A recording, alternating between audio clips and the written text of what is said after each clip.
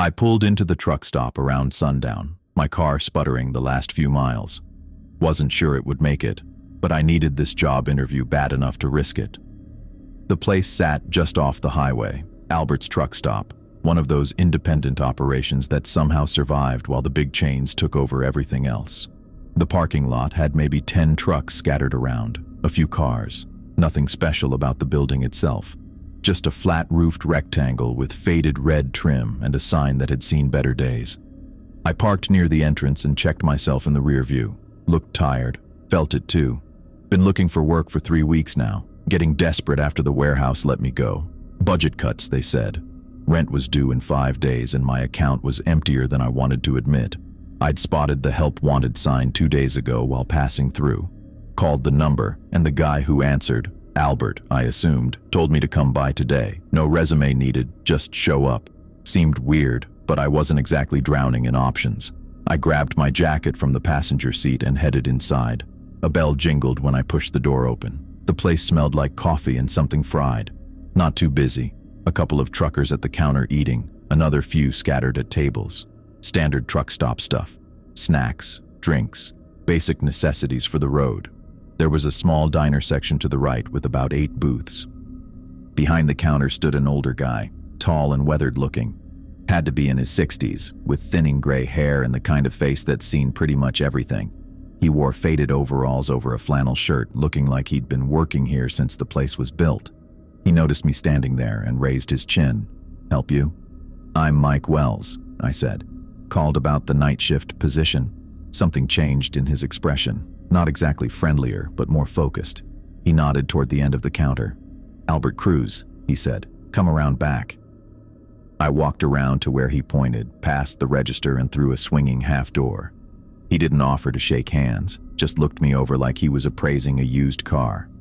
You drive here? He asked. Yeah. Car work okay? Weird question for a job interview. It's seen better days, but it runs. He nodded like that answered something important. Got experience? Not in a truck stop specifically.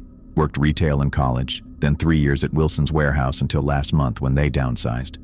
You need the money bad? I hesitated. Not the kind of thing you're supposed to admit in interviews, but something told me this guy wasn't big on bullshit. Yeah, I said. I do.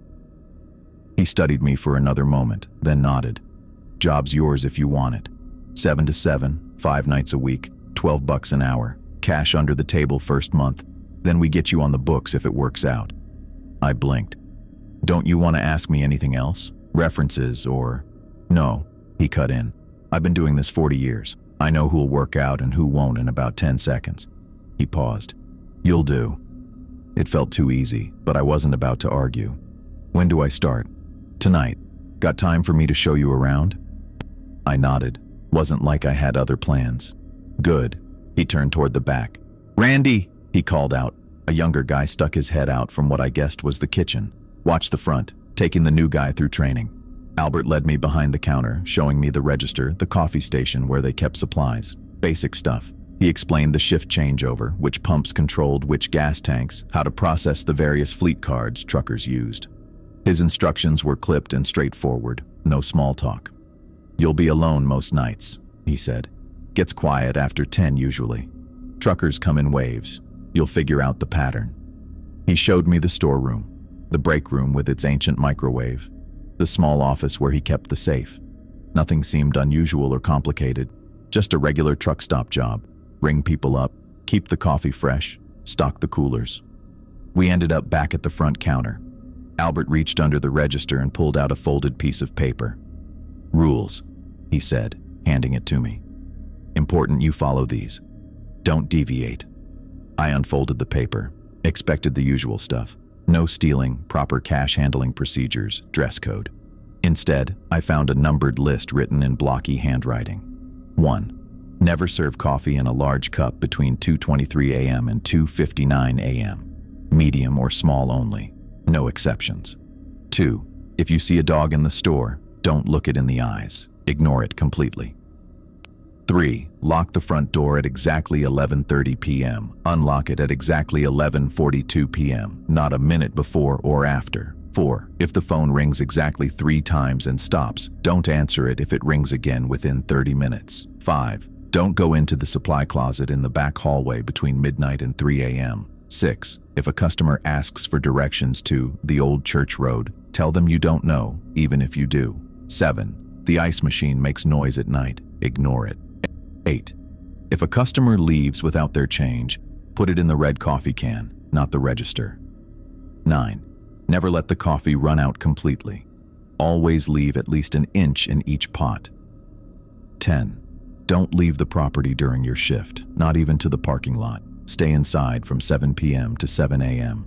I read through it twice, waiting for Albert to crack a smile. Some kind of initiation joke, I figured. But when I looked up, his expression was dead serious. "This is a prank, right?" I asked. He didn't smile. "Your life depends on following those rules." I laughed, but it came out uncomfortable. "Come on." Albert's face didn't change. "I'm not joking, Mike. This isn't a normal place. Follow the rules, you'll be fine. Ignore them, you won't last. What happens if I serve coffee in a large cup at 2:30 in the morning?" He didn't answer right away, just looked at me like he was deciding something. Let's just say the last guy who did that isn't working anywhere anymore. The way he said it made the hair on my arms stand up. I waited for him to explain more, but he just tapped the paper in my hand. "Memorize them. Any questions, ask now. Once I leave, you're on your own." I looked down at the list again. I don't understand. What's this all about?" He sighed, running a hand over his face.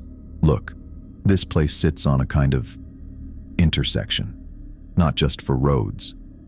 He seemed uncomfortable trying to explain. "Things happen here. Patterns. Rules keep you safe from those things. That's all you need to know for now." "Things? What things?" "You'll see soon enough. Or you won't if you follow the rules." He checked his watch. "It's almost 7. I need to head out. Randy leaves at 8. You good on register operations?" My head was spinning. "Yeah, but..." "Good." He grabbed his jacket from a hook behind the counter. "One more thing. Don't try to leave early. Stay until 7 a.m. Shift change is important." "Albert, seriously, what's going on with this place?" He paused at the door, looking tired suddenly. "Been running this stop for 43 years. Still here, aren't I? Follow the rules." He zipped his jacket. "See you tomorrow at 7. And then he was gone, the bell jingling as the door closed behind him. I stood there holding the bizarre list, wondering if I'd made a terrible mistake. But rent was due, and beggars can't be choosers. Probably just Albert's weird way of making sure employees stayed in line. Randy, the cook, was friendly enough but not much help. Said he only worked days and evenings, never past 8. When I asked about the rules, he just shrugged. "Albert's particular," was all he said. "Place runs a certain way." The evening went smoothly enough. Truckers came and went. I rang them up, made fresh coffee when needed, restocked the coolers.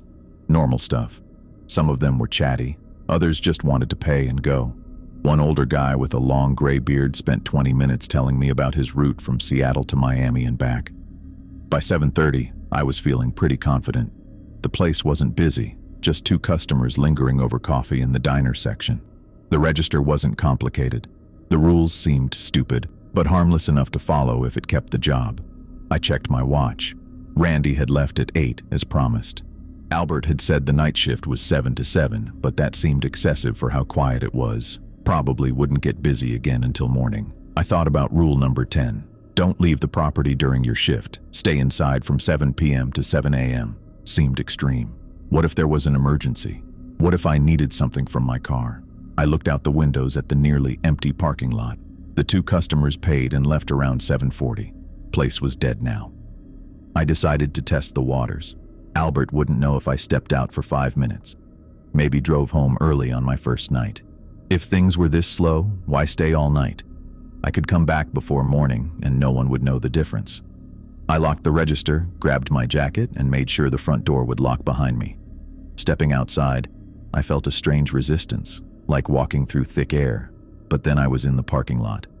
Nothing happened. No alarms, no problems. I got in my car, started it up, and pulled out of the lot. The highway stretched empty in both directions, just a few distant headlights. I turned left, heading toward my apartment about 20 minutes away. The road felt strangely long. I kept driving, watching the mile markers, but something seemed off. The landmarks weren't right. After about 10 minutes, I saw lights ahead, a building with a parking lot just off the highway. As I got closer, my stomach dropped. It was Albert's truck stop. Somehow, I'd looped around and was approaching it from the opposite direction. That wasn't possible. I'd driven straight. There weren't any turnoffs or roundabouts. I kept going past it, determined now. The truck stop disappeared in my rearview mirror. I drove another few miles, took the first exit, then got back on the highway heading the other direction. Had to have been some weird mix-up. Maybe I was more tired than I thought, but 10 minutes later, there it was again. Albert's truck stop, right in front of me, like I'd never left. My hands tightened on the wheel. This made no sense. I pulled into the lot, parked, and sat there trying to figure out what was happening. Maybe there were two identical truck stops. No, that was ridiculous. The sign clearly said Albert's with the same faded lettering. I checked my phone. No signal. The clock read 7:58 p.m. One more try. I started the car again, pulled back onto the highway, and drove in the opposite direction from before. I pushed the speedometer to 70, 80, determined to get far enough away that I couldn't possibly circle back. The road stretched ahead, dark except for my headlights. I kept checking the mirrors, half expecting to see the truck stop behind me somehow. 5 minutes passed, then 10. Relief started to wash over me. Whatever had happened before, I was clear of it now. Then I saw lights ahead. A building just off the highway. No, I whispered, no way. But there it was, Albert's truck stop, looking exactly the same. I slowed down, my heart pounding. The dashboard clock read 8 p.m. exactly. I pulled into the parking lot again, shut off the engine, and just sat there, tried to make sense of what was happening. Roads don't just loop back on themselves. Places don't trap you. Yet here I was, right back where I started. I got out of the car, legs shaky. The night air felt cold against my face. I looked up at the stars, trying to orient myself. They looked normal enough. Everything looked normal, except for the fact that I couldn't leave. I remembered rule number 10. I stood there in the parking lot for a while, trying to wrap my head around what had just happened. The stars looked normal enough, but nothing else made any sense. I couldn't leave. I physically couldn't leave this place. Eventually, I went back inside. What else could I do? The fluorescent lights hummed overhead, making everything look flat and too bright. I checked my phone again. Still no signal. I was stuck here until morning, at the very least. I walked behind the counter and leaned against it, trying to think. Maybe I'd done something wrong. Maybe there was a trick to leaving. Or maybe Albert was playing some elaborate prank on the new guy. The rest of that first shift crawled by. A few truckers came in for coffee and snacks. I rang them up, made small talk, acted normal while my mind kept spinning with questions. Around 5 in the morning, I tried leaving again. Same result. It was like hitting an invisible wall, then somehow ending up right back where I started. When Albert showed up at 7, I was waiting. "Something wrong with the rules?" he asked before I could say anything. "I can't leave," I said. My voice came out steadier than I expected. He nodded like this was completely normal. "Rule 10. Told you not to try." "But how is that possible? I drove 10 miles down the highway." Albert poured himself coffee. "Told you this place is special. Sits on an intersection." "Between what?" He shrugged. "Things most people don't see. Things most people shouldn't see." I wanted to grab him, shake him until he gave me a real answer, but I didn't. I just stood there watching him sip his coffee like we were discussing the weather. "So I'm trapped here? Forever?" "Nah." He waved his hand. "Just during your shift, 7 to 7. You can leave fine after that." I tried.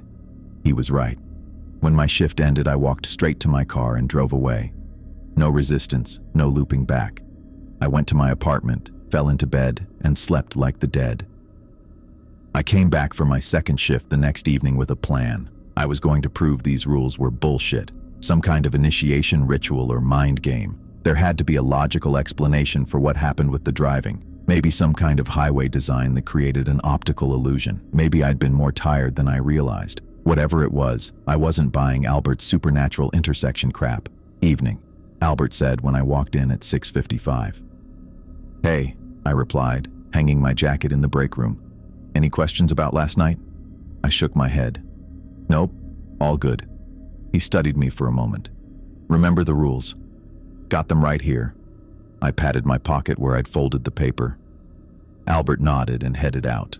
Randy the cook was already working on something that smelled like fried chicken. Business as usual. The first hour was steady. Truckers coming in, buying coffee, using the bathroom, heading back out. I rang them up, made change, refilled the coffee. Normal stuff. At 8:15, the automatic doors slid open. I looked up, expecting another customer, but nobody walked in. Then I glanced down and saw it. A medium-sized black dog trotting into the store like it owned the place. I remembered rule number 2 immediately. Ignore any dogs. Do not make eye contact. The dog walked across the linoleum floor, nails clicking slightly. It was some kind of lab mix, maybe. Looked healthy, with a shiny coat. Probably belonged to one of the truckers. I glanced around. The store was empty except for Randy in the back. No one to claim this dog. It walked past the snack aisle, not sniffing anything, just moving with purpose. And that's when I decided. This was my chance to prove these rules were nonsense. I stepped out from behind the counter and bent down on one knee. "Hey, buddy," I said, deliberately making eye contact with the dog. Its eyes were dark brown, almost black, normal dog eyes. For a second, nothing happened. See, just a regular dog. I reached out to pet it. The temperature in the store plummeted. 1 second it was normal. The next, I could see my breath clouding in front of my face. The fluorescent lights seemed to dim. The dog stared back at me, and its eyes changed. They weren't normal anymore. They were like black holes, pulling at something inside me. I couldn't look away. My chest tightened like something was squeezing my lungs. A feeling washed over me. Pure dread, like nothing I'd ever felt before. Like I was staring at my own death. I couldn't breathe, couldn't move, could only stare into those eyes as they drained something from me. My vision started to tunnel, darkness creeping in around the edges. I was going to pass out, or worse. With everything I had, I wrenched my gaze away, looking at the floor instead. Immediately, the crushing pressure eased. I gasped, sucking in air like I'd been underwater. The temperature started to rise, the lights brightening again. When I finally looked up, the dog was trotting toward the back of the store, completely unconcerned. It disappeared around the corner toward the bathrooms. I stumbled back behind the counter, legs weak, and gripped the edge to stay upright. My hands were shaking so bad I couldn't have held a cup if I tried. "You okay?" Randy called from the kitchen window. I nodded, not trusting my voice.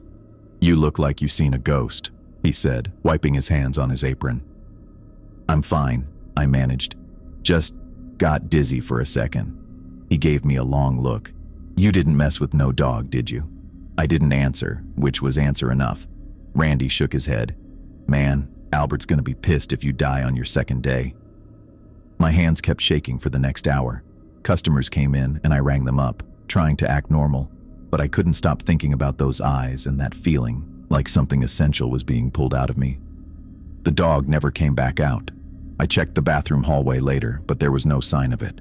No exit that way except a locked emergency door with an alarm.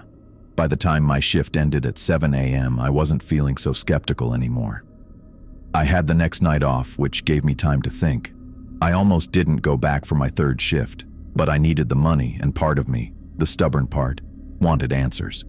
When I showed up, Albert just nodded like he was surprised to see me, but trying not to show it.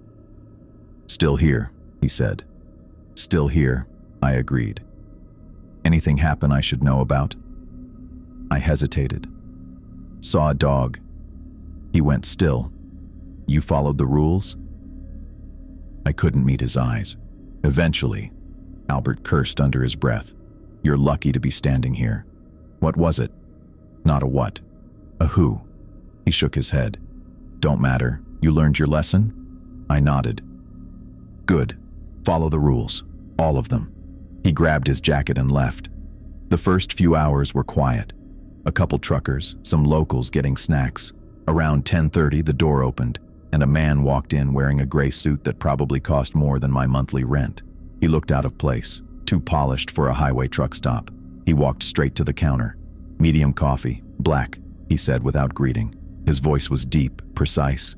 I remembered Rule 1, Never serve large coffee between 2:23 to 2:59 a.m. It wasn't anywhere near that time. No rule about medium coffee. Coming right up, I said, reaching for a medium cup. My hand froze halfway there. Something felt wrong. I glanced at the man's face. He was watching me, too intently, like my choice of cup size was the most important thing in the world. I changed direction and grabbed a large cup instead. Sorry, we're out of medium cups. Large, okay? His face darkened. Not angry exactly, but disappointed, like I'd failed some test. If that's all you have, he said coolly. I filled the large cup with coffee and set it on the counter. That'll be $2.25. He picked up the coffee without reaching for his wallet. You know, he said, most people don't pay attention. They just do what's asked without thinking. The overhead lights flickered violently. All of them, at once, like a power surge. The cash register drawer shot open with a loud ding, nearly hitting me in the stomach. The man in the suit took a sip of coffee, his eyes never leaving mine. Interesting, he said. Then he turned and walked out, coffee in hand, without paying. I stood there, heart pounding, staring at the open register drawer. Every instinct told me I'd just dodged something bad, very bad. The rest of the night was quiet, but I couldn't shake the feeling I was being watched.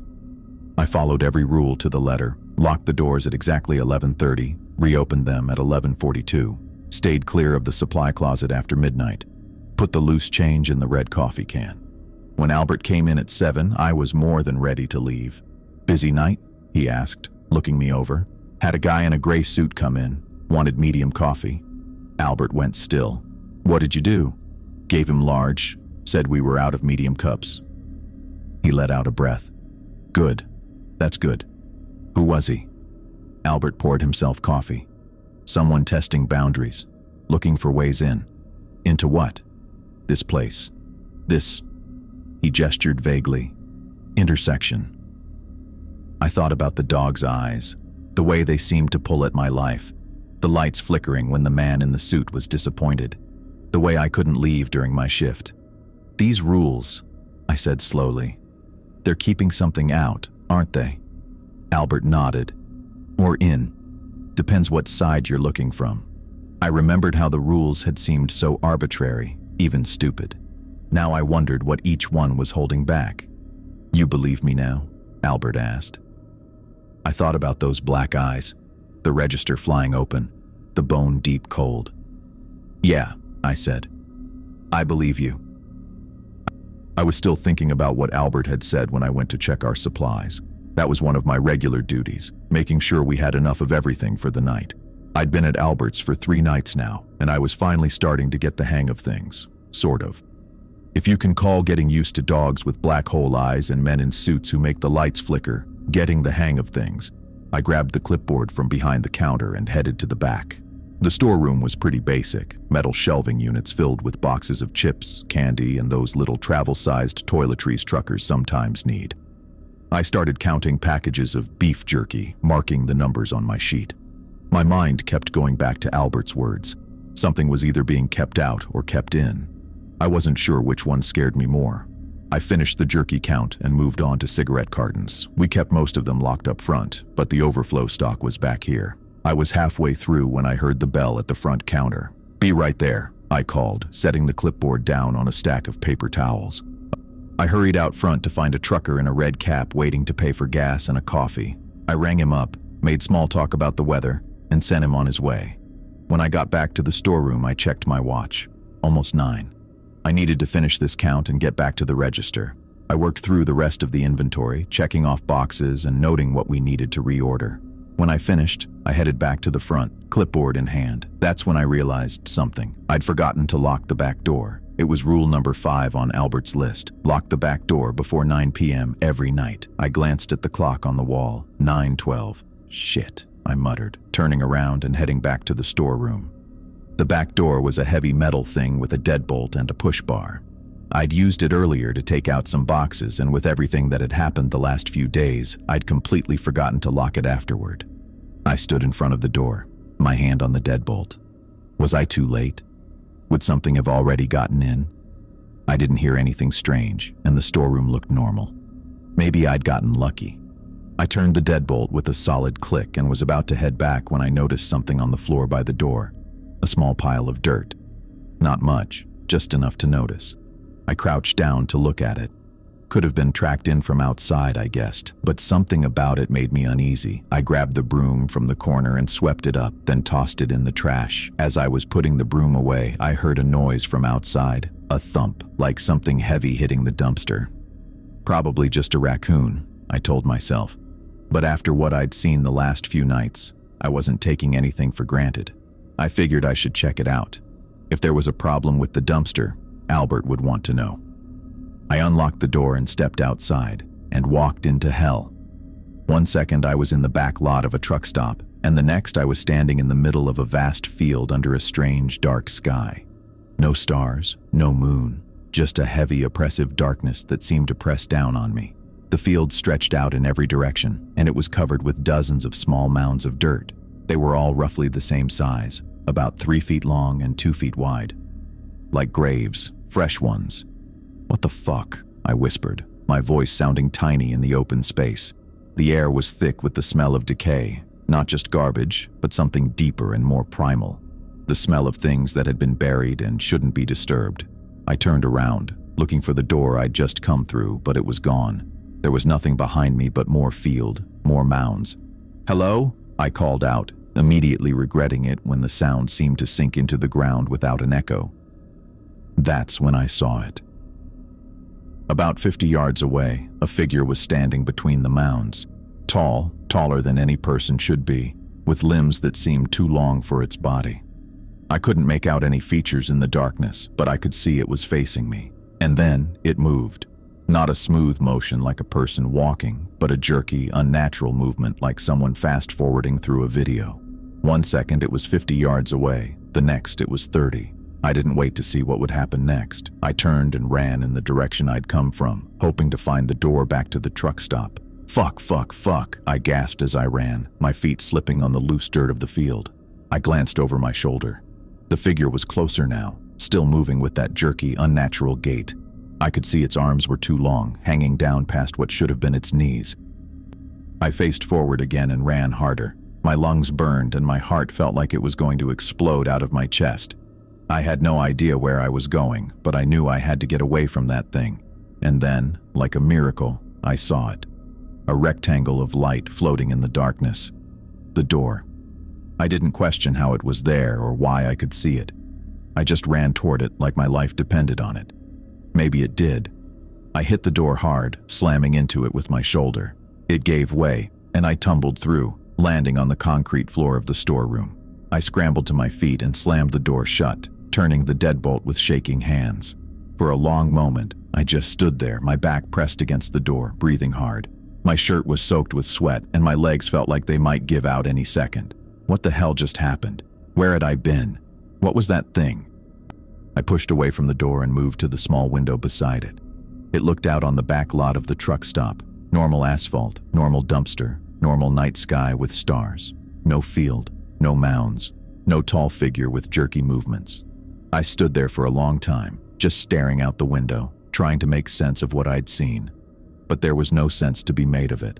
I'd stepped through that door into somewhere else, somewhere that wasn't the truck stop parking lot, somewhere that wasn't even our world maybe. And I knew, with absolute certainty, that if that thing had caught me, I wouldn't have made it back. I finally managed to pull myself away from the window and walked on shaky legs back to the front of the store.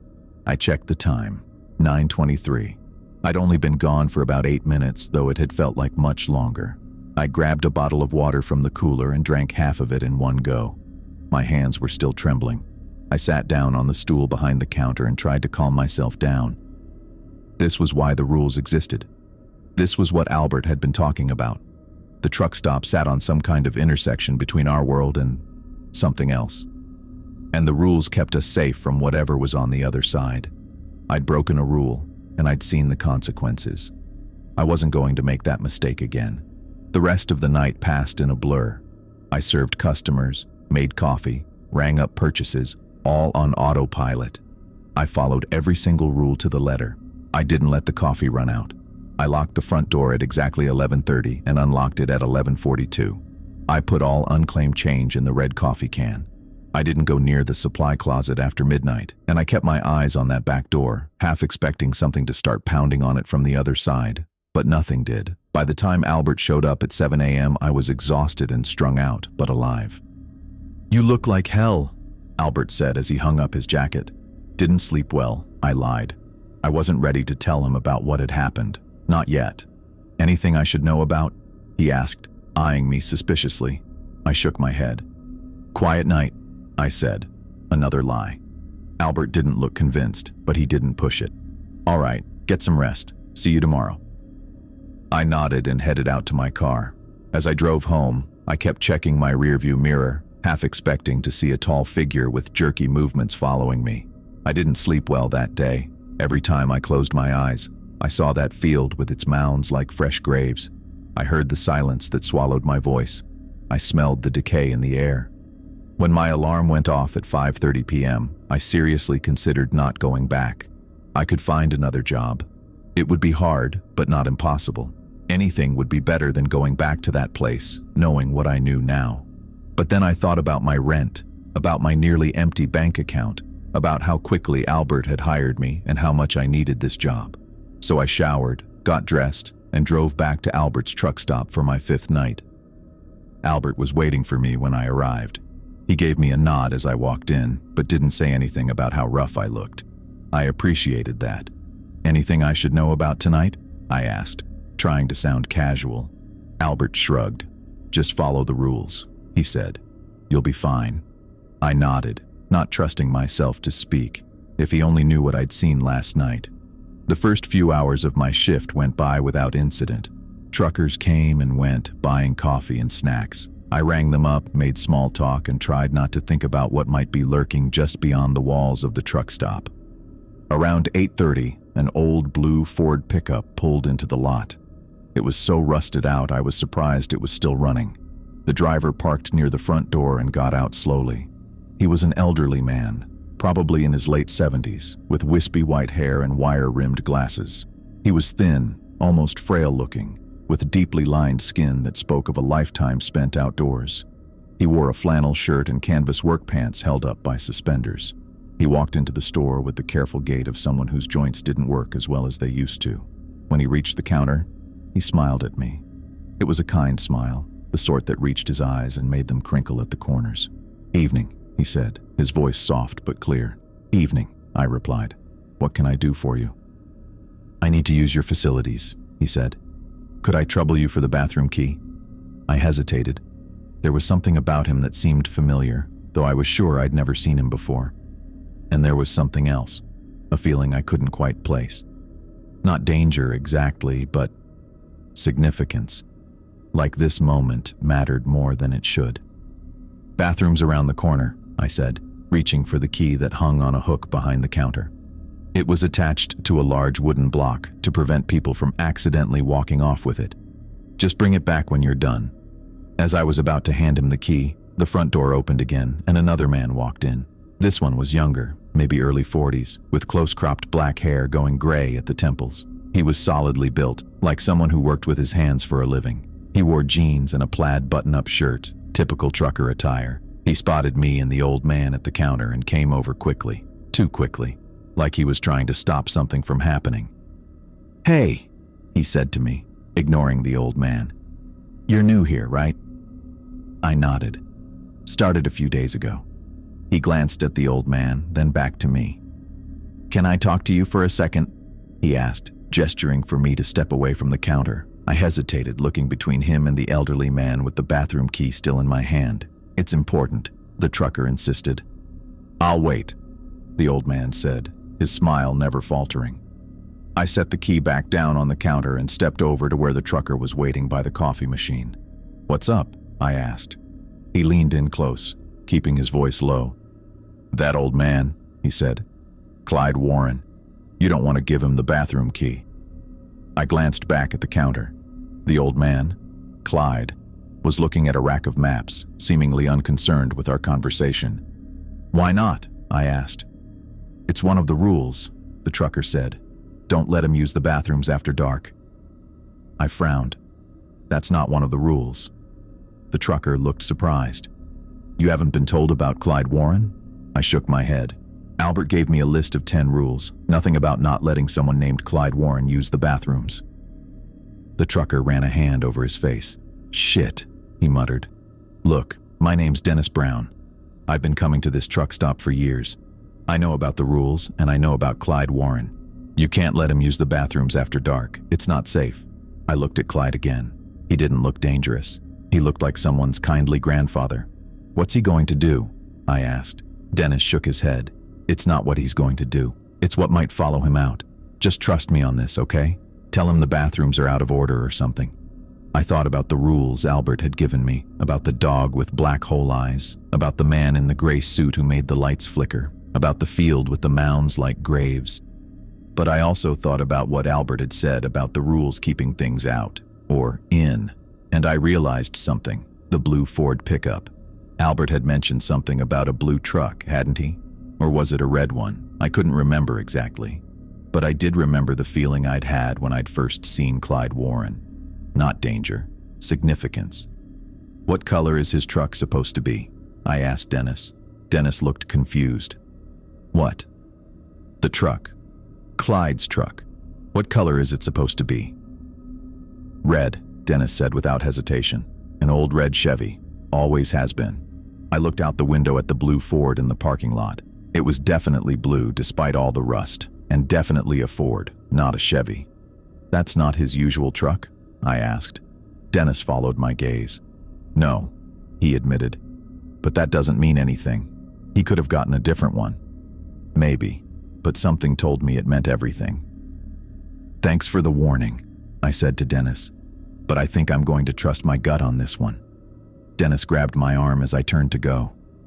You don't understand what you're dealing with, he said, his voice urgent. This place, it's not normal. The rules are there for a reason. I gently pulled my arm free. I know, I said. Believe me, I know. I walked back to the counter where Clyde Warren was waiting patiently. Sorry about that, I said, picking up the bathroom key again. No trouble at all, Clyde said, his smile still in place. Young man had something important to tell you, I expect. I nodded, hesitating with the key in my hand. Was I making a mistake? Dennis seemed so sure, and after what I'd seen last night, I knew the dangers were real. But something about Clyde Warren felt right, and something about Dennis's warning felt off. I made my decision and handed Clyde the key. Thank you, son, he said, taking it with a slightly trembling hand. Won't be long. I watched him shuffle off toward the bathrooms, aware of Dennis Brown staring at me from the coffee station. When I looked over, Dennis shook his head in disappointment, paid for his coffee, and left without another word. I spent the next 20 minutes in a state of heightened awareness, half expecting something terrible to happen. But nothing did. The store remained quiet, with just a couple of customers coming in for gas or snacks. Finally, Clyde Warren emerged from the bathroom and made his way back to the counter. He set the key down gently and smiled at me. Thank you, he said. Not many places to stop at night on this stretch of road. No problem, I said, still watching him carefully. You passing through or local? Oh, I've been around these parts a long time, Clyde said. Longer than most would believe. There was something in the way he said it that made me think he wasn't just talking about living in the area. You know about this place, don't you? I asked, keeping my voice low. What it is? Clyde's smile widened slightly. I know many things, he said, and I know you made the right choice tonight. Before I could ask what he meant, he turned and walked out of the store. I watched through the window as he got into his rusty blue Ford and drove away, the taillights disappearing into the darkness. I stood there for a long time, thinking about choices and rules and intersections between worlds, about dogs with black eyes and fields with fresh graves, about old men in blue trucks and warnings from truckers. I didn't know what the right choice was anymore, but I had a feeling Clyde Warren did. I handed the bathroom key to the old man, watching him shuffle toward the restrooms at the back of the store. There was something about him that seemed different from our usual customers. Not threatening, just different. I went back to wiping down the counter, keeping an eye on the front door. The night felt quiet. Too quiet, maybe.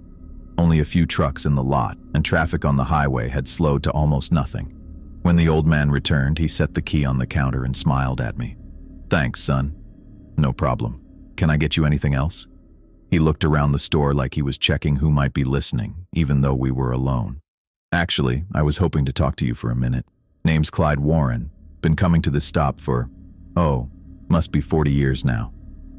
Mike, I said. Just started last week. I know.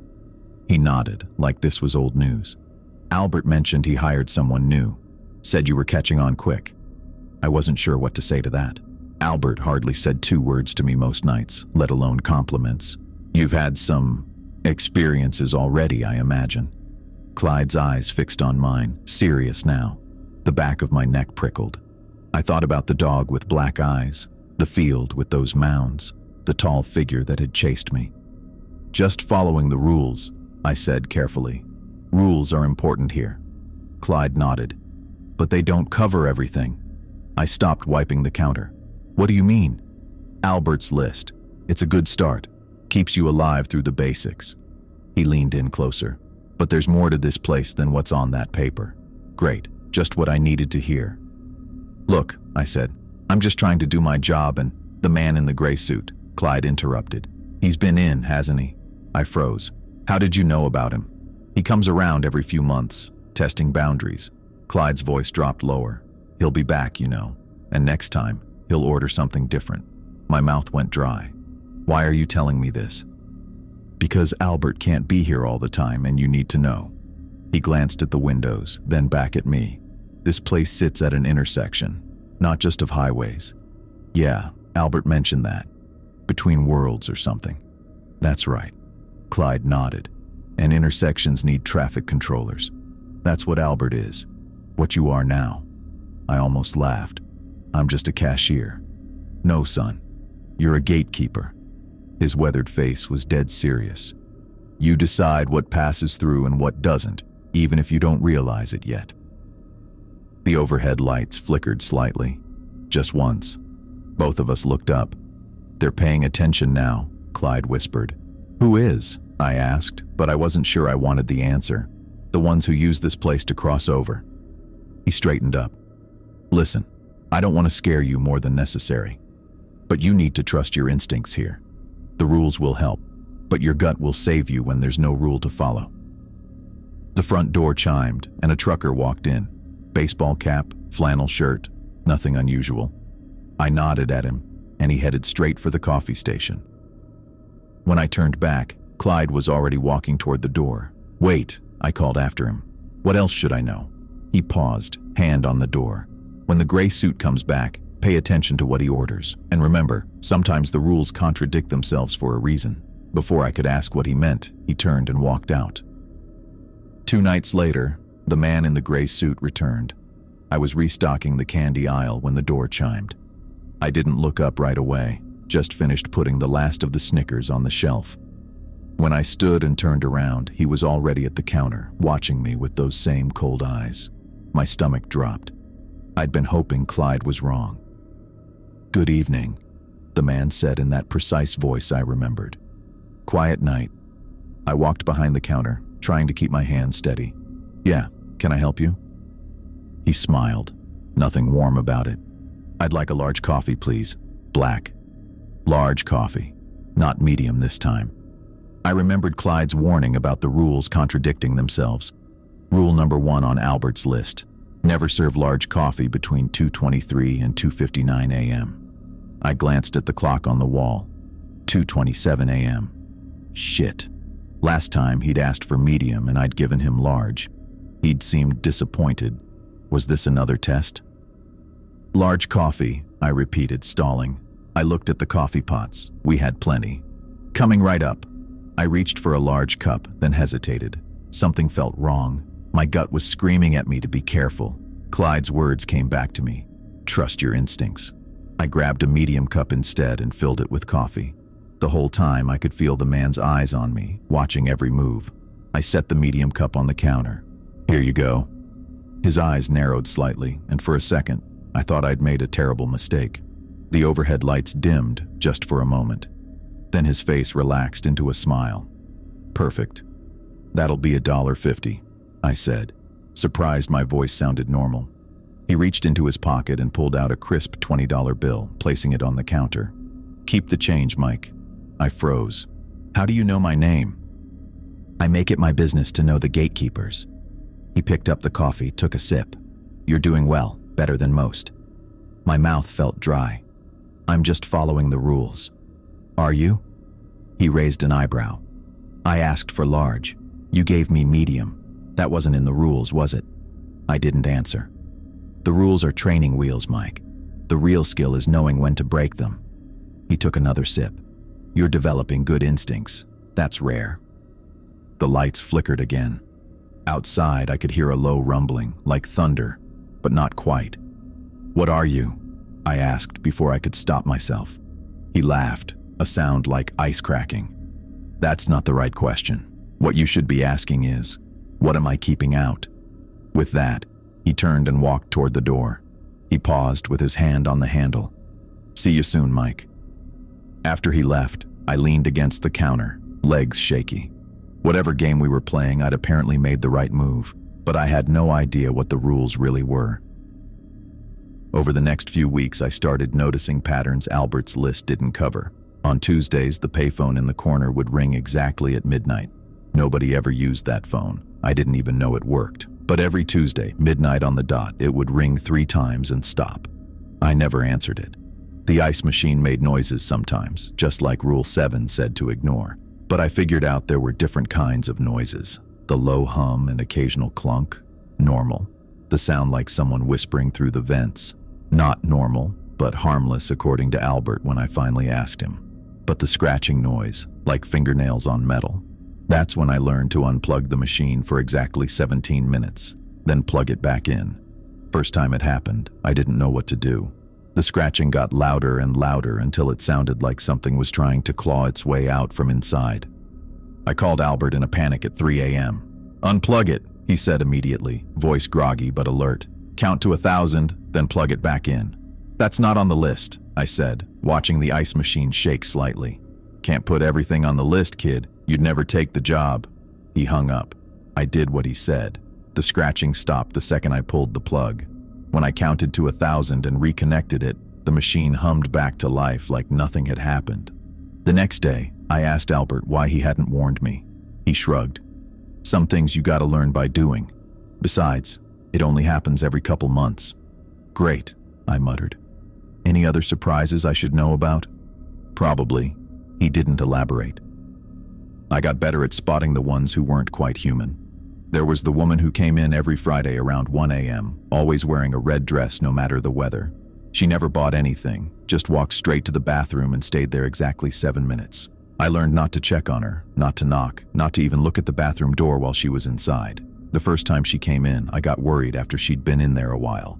I knocked on the door. "Ma'am, everything okay in there?" No answer, but the lights throughout the store dimmed to almost nothing. The temperature dropped 20 degrees in seconds. I backed away and everything returned to normal. When she finally came out, she smiled at me with too many teeth. "Thank you for your patience." Then she left. I asked Albert about her the next day. "Red dress lady?" "Yeah, she's been coming here longer than I have." He was checking inventory in the storeroom, making marks on his clipboard. "She's harmless as long as you leave her alone. She just needs to use the facilities." "For what?" He looked up at me. "You really want to know?" I thought about it. "No, probably not." Smart kid. Then there was the old truck driver who always paid in coins that looked like quarters but weren't. They had symbols I'd never seen before instead of presidents' heads. First time he handed them to me, I almost called him out on it, but something made me hesitate. I looked at his eyes and noticed they reflected light like a cat's, just for a second. I put the strange coins in the red coffee can instead of the register, remembering rule number 8 about unclaimed change. The trucker nodded, apparently satisfied, and left without a word. When I checked the can later, the coins were gone. One night, a family pulled up in a station wagon around 10 p.m. Mom, Dad, 2 kids in the back seat. They looked normal enough, tired from traveling, the kids fidgety and whining. But when they got out of the car, I noticed none of them cast shadows under the bright parking lot lights. The family walked to the door together, but I stepped out from behind the counter, blocking their way in. "I'm sorry," I said, not entirely sure what I was doing. We're closed for maintenance.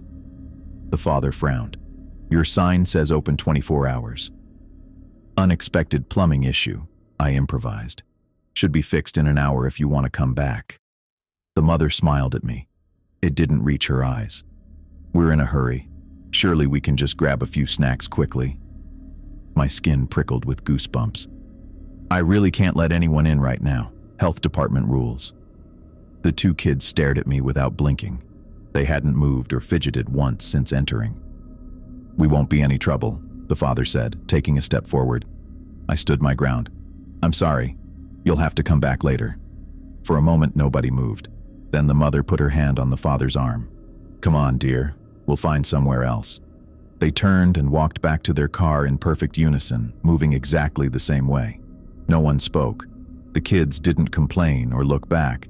As they drove away, I noticed their taillights didn't illuminate the road behind them. I called Albert the next morning, told him what happened. You did good, he said. Those ones, they're not dangerous exactly, but they're hungry. Not for food. For what? A pause. Better not to find out. 3 months into the job, I was getting comfortable with the routine, both the normal parts and the weird stuff. The isolation didn't bother me anymore. I'd settled into a rhythm, learning to trust my instincts when something felt off. My apartment rent got paid on time. I had food in my fridge, and strangely enough, I felt like I was doing something important, even if I didn't fully understand it. Albert and I had developed a kind of shorthand. He'd ask, anything I should know about? At the end of each shift, and I'd tell him about any unusual visitors or incidents. He rarely seemed surprised, just nodded and occasionally offered a new piece of advice. The key, he told me one morning as we were changing shifts, is consistency. They respect boundaries, but only if you enforce them every single time. They? I asked. The travelers. The ones who use this place as a crossing point. He gestured vaguely at the store around us. Most are just passing through. Some are looking for weaknesses. Like the guy in the gray suit? Albert's eyes narrowed. Especially him. He's a quality control inspector, you might say. For who? Not who. What? Albert looked tired suddenly, older than his years. There are systems in place, Mike. Rules that govern these intersections. He makes sure they're being followed. And if they're not, then the intersection gets closed. The way he said it made me think he wasn't talking about the truck stop going out of business. That's why the rules matter, I said, understanding a little better now. That's why your instincts matter, he corrected. The rules are just the beginning.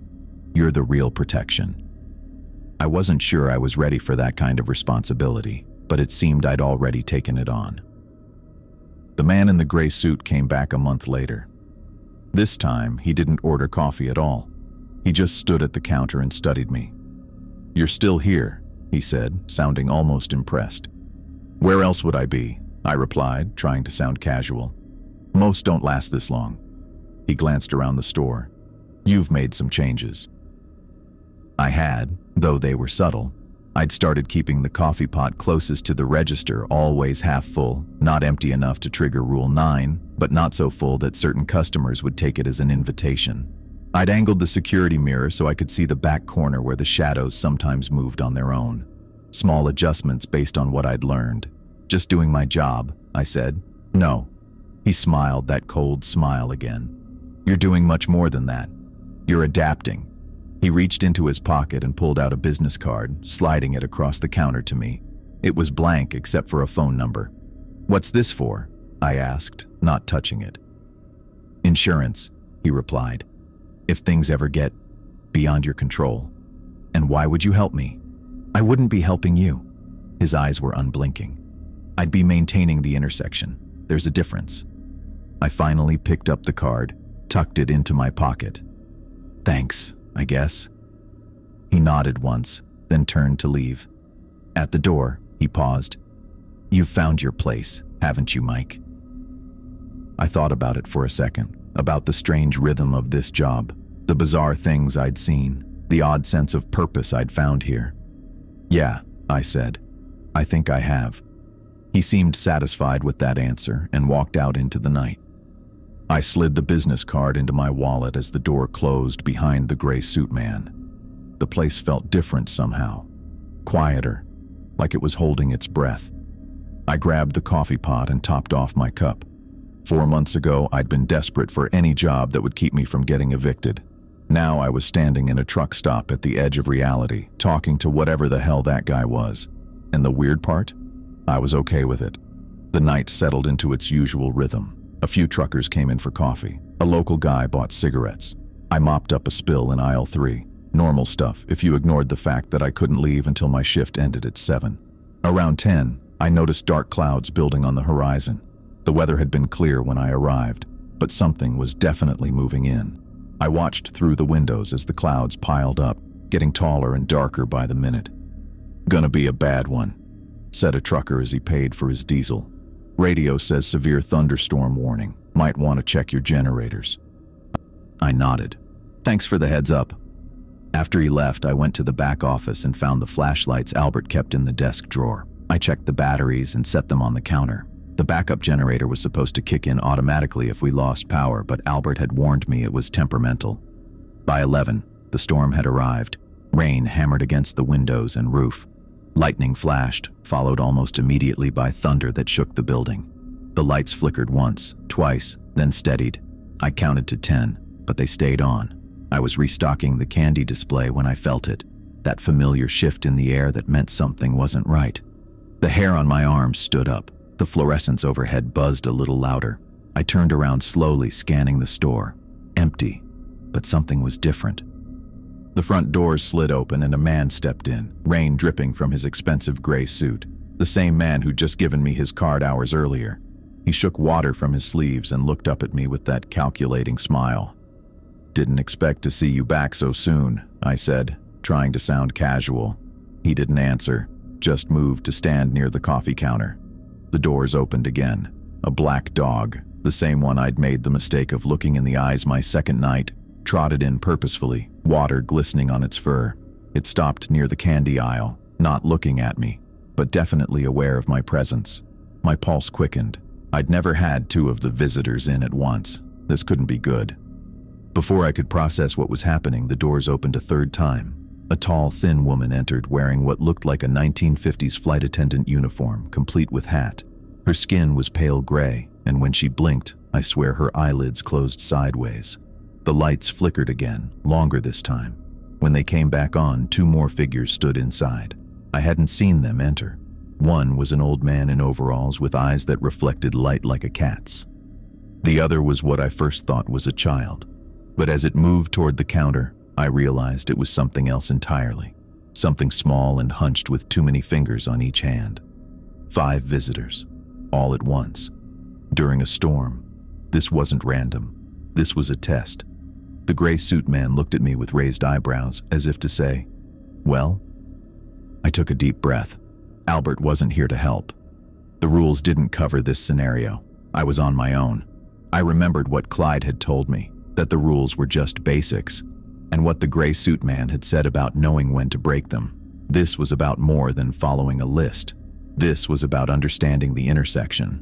I studied each visitor carefully, looking for clues. The woman in the uniform stood perfectly still, hands folded in front of her. The old man with reflective eyes had positioned himself by the door, like he was guarding it. The small, hunched figure kept reaching for candy bars, then pulling its hand back. The black dog sat patiently, still avoiding eye contact with me. The gray suit man simply watched, saying nothing. Lightning flashed, and the thunder that followed was so loud it made the windows rattle. The lights went out completely for 3 seconds before the generator kicked in, bathing everything in a dull yellow glow. "Can I help you?" I finally asked, directing the question to all of them. The flight attendant woman spoke first, her voice like static on a radio. "Coffee, please. Large. Black." I froze. It was 11:27 p.m., not during the forbidden coffee time, but rule number 1 was still echoing in my head. Never serve large coffee between 2:23 and 2:59 a.m.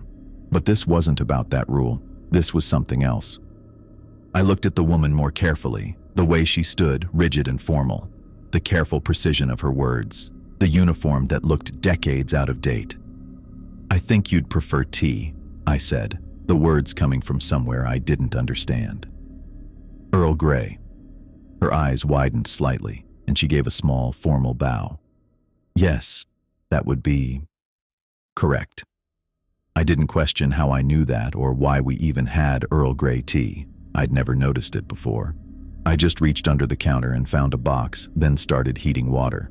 The old man with reflective eyes approached next. "Cigarettes," he said, his voice surprisingly deep. "Red pack." We had 3 brands with red packaging. I looked at his weathered hands, the dirt under his fingernails, the way he carried himself like someone who'd worked the land his whole life. "You usually get the ones with the eagle," I said, reaching for a specific brand I somehow knew he wanted. He nodded once, something like respect in those strange eyes. The small figure with too many fingers scuttled forward, making a chittering sound that somehow resolved into words. "Sweet, want sweet." It reached for the candy display with those unnaturally long fingers. "Not that kind of sweet," I said, feeling my way through this strange interaction. I reached beneath the counter again and found a small jar of honey I hadn't known was there. "This is what you're looking for." The creature's face split into what might have been a smile, revealing teeth like needles. It took the jar with reverence, clutching it to its chest. That left the dog and the man in the gray suit. The dog had moved closer to the counter, still avoiding my gaze. I remembered Rule 2, ignore any dogs, no eye contact, but something told me that wasn't right, not this time. I crouched down, careful to keep my eyes on the dog's chest rather than its face. "You're not here for anything, are you? You're making sure I do this right." The dog's tail wagged once, slowly. I stood up and faced the man in the gray suit. "And you? What can I get you tonight?" He smiled, showing too many teeth. "What do you think I want, Mike?" The way he said my name made my skin crawl. I studied him carefully. His perfectly tailored suit, his manicured hands, the way he carried himself like he owned not just the room, but everything beyond it. "Nothing," I said finally. "You don't want anything from me. You want to see if I know what they want." His smile widened. "Very good." The storm outside reached a crescendo, rain hammering against the roof like it wanted in. Lightning flashed continuously, and the thunder was a constant rumble. The lights flickered rapidly. I handed the tea to the flight attendant woman, who took it with another small bow before moving to stand by the magazine rack.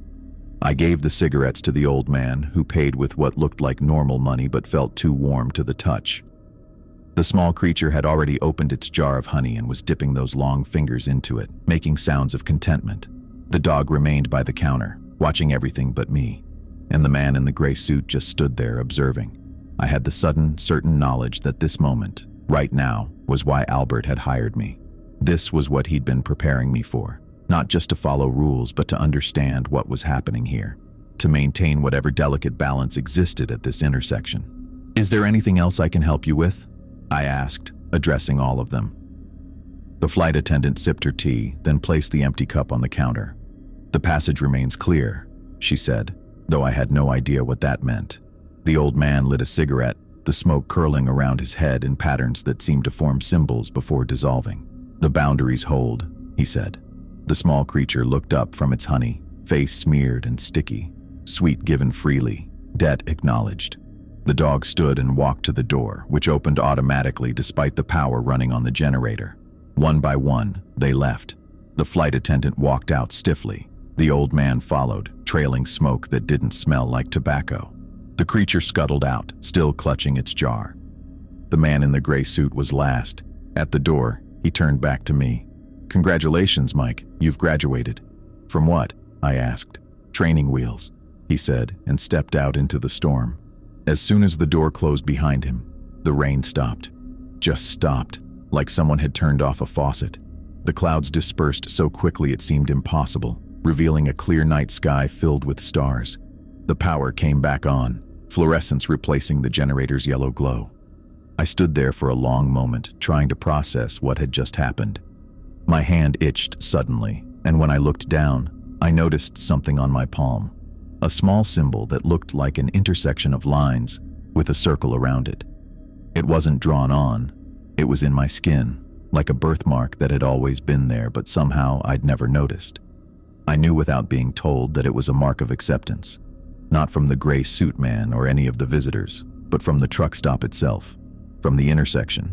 I belonged here now. I touched the symbol with my other hand, and it warmed slightly under my finger. "Well," I said to the empty store, "I guess I passed."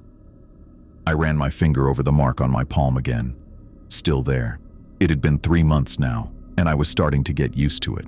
Sometimes I'd catch myself tracing the little intersecting lines while I was restocking shelves or waiting for the coffee to brew. The night was quiet, just the usual hum of the fluorescent lights and the occasional rumble of a semi pulling into the lot. I'd gotten pretty good at telling which truckers were regular humans and which ones weren't. The real ones always had that tired look around their eyes, and they actually ate the food they bought. The others just went through the motions. I was wiping down the counter when I heard Albert's truck pull up outside. His old Ford made this distinctive rattle that I could recognize from a mile away now. 7 a.m. on the dot. Albert was never late. The automatic doors slid open with their usual whoosh, and Albert walked in. He looked the same as always. Worn overalls, flannel shirt, those steel-toed boots that had to be at least a decade old. But there was something different in his expression today, a kind of satisfied look. "Morning," I said, tossing the rag into the sink behind me. Albert nodded, looking around the store like he was checking for damage. That was his routine. He never said it, but I knew he half expected to find the place trashed every morning, or me missing, or worse. "Everything go okay?" he asked, the same question he asked every morning. "Yeah, pretty quiet. Mrs. Henderson from the farm down the road came in for cigarettes around midnight, and the thing that looks like a trucker but isn't one showed up at 3. The one with the too wide smile? No, the one that never blinks. Bought diesel but doesn't have a truck." Albert grunted. "That one's harmless, just collecting fuel for something." "Yeah, I figured. I followed Rule 6 like you said." Albert looked at me for a long moment. "You're still here," he finally said. There was approval in his voice. "Where else would I be?" I asked, though I knew what he meant. "Most don't make it past a week. The ones that do usually crack by month 2. He walked behind the counter and set his thermos down. "You've been here 3 months now." I shrugged. "The rules work," I said simply. It was true. The rules kept me alive. Don't serve large coffee between 2:23 and 2:59 a.m. Ignore dogs. Lock the front door at exactly 11:30 p.m. and unlock at 11:42 p.m. Avoid the supply closet between midnight and 3 a.m. All of it made sense now. Well, as much sense as anything could make in a place like this. Albert nodded slowly. "Yes, they do." He reached into his pocket and pulled out a folded piece of paper. It looked just like the one he'd given me on my first day. But this one was newer, less creased. "What's this?" I asked, though I had a pretty good idea. "Updated list," Albert said, holding it out to me. 3 new rules. You've earned them." I took the paper, a weird mix of pride and nervousness washing over me. Earned them. Like I'd leveled up in some messed up video game. "Most people never get these," Albert continued. "Most people aren't still here after 3 months. Most people don't get accepted by the place like you have." I looked down at my palm where the symbol was. Albert had noticed it the morning after it appeared but hadn't seemed surprised. Just nodded like it confirmed something he already knew. "So what are they?" I asked, not unfolding the paper yet. "Rules 11 through 13, Albert said. "Read them when I'm gone. They're more advanced, but you're ready." I slid the paper into my pocket. "Thanks, I think." Albert almost smiled. "Almost. You've done good, Mike. Better than I expected." Coming from Albert, that was like a standing ovation. The man wasn't exactly free with praise. "I just followed the rules," I said. "No," Albert shook his head. "You did more than that. You understood them. That's different. A lot of people can follow instructions, but they don't get why they matter." I thought about that. He was right. I hadn't just blindly followed his list. I'd learned the patterns, figured out the why behind the what, like how the phone ringing 3 times meant something was testing the boundaries, or how the ice machine made different noises depending on what was trying to use it as a gateway. "The truck stop chose you, Mike," Albert said, his voice serious. "Take care of it, and it will take care of you." The way he said it made it sound final, like he was passing something on to me. I wasn't sure how to respond, so I just nodded. Albert checked his watch. You should get going. Sun's almost up. I grabbed my jacket from the hook by the break room door. See you tonight? Yeah, Albert said, but there was something in his voice I couldn't quite place. See you tonight. I headed out to my car, the morning air cool on my face. My car started on the first try now. It had been doing that ever since the night with the symbol, like the truck stop was keeping it running for me. The drive home was always weird. After a night of dealing with things that shouldn't exist, normal stuff like mailboxes and stop signs and people walking dogs seemed almost surreal. Like I was visiting someone else's reality for a few hours before going back to the real one, my one, at the truck stop. I pulled into the parking lot of my apartment building and sat there for a minute, the folded paper burning a hole in my pocket. I wanted to read the new rules, but something told me I should wait until I was inside. Some things weren't meant to be read in public. My apartment was small and nothing special, just a one-bedroom with basic furniture and white walls I'd never bothered to decorate. But it was paid for now. The truck stop job had fixed my money problems pretty quick. Albert paid in cash, and he was generous with it. I kicked off my boots, grabbed a beer from the fridge, and sat down at my kitchen table. Then I pulled out the folded paper and opened it. The first 10 rules were the same ones I'd memorized months ago. Then, in the same neat handwriting, there were 3 new ones. 11. If anyone asks about the backroom special, tell them we don't have it today. If they insist 3 times, call me immediately no matter what time it is. 12. The bathroom in the back will sometimes have an extra stall that wasn't there before. Don't use it. If a customer goes in, give them exactly 7 minutes. If they don't come out, lock the bathroom door and call me. 13. Never, under any circumstances, accept personal gifts from customers between 1:17 a.m. and 3:42 a.m. This includes tips, trinkets, photos, business cards, or anything else they try to give you personally, rather than paying for merchandise. I read the list twice, committing the new rules to memory. They made about as much sense as the first 10 had when I started, which is to say, not much. But I knew better now. There were reasons for everything on that list. Good reasons. Life or death reasons. I folded the paper back up and put it in my wallet behind my driver's license. Then I finished my beer, took a shower, and crawled into bed. As I drifted off to sleep, I thought about what Albert had said. The truck stop chose you. 3 months ago, I would have laughed at that. Now I knew better. That place was alive in its own way. It sat at a crossroads between worlds, and somehow, for whatever reason, it had decided I belonged there. My dreams were full of intersecting lines and circles. I woke up around 4 in the afternoon, got dressed, and made a sandwich. My routine was pretty set now. Sleep from 8 a.m. to 4 p.m. Eat. Watch some TV. Head to work at 6:30 to get there by 7. As I drove to the truck stop that evening, I thought about how much my life had changed. 3 months ago, I'd been desperate, broke, about to get evicted. Now I had a steady job, money in my pocket, and, well, a purpose. That was the weird part. I'd never really had a purpose before, just jobs that paid the bills. The sun was setting as I pulled into the lot. Albert's truck was parked in its usual spot. I parked next to it and headed inside. Albert was behind the counter, counting down the register. He looked up when I came in. "Evening," I said, hanging my jacket on the hook. "Evening," he replied. "Register's all set. Made a fresh pot of coffee about 10 minutes ago." I nodded. "Any special visitors I should know about?" "Nothing scheduled, but you know how it is." Albert closed the register drawer. "The woman in the red dress might come by. It's Friday." "Yeah, I know the drill with her. 7 minutes in the bathroom, don't knock."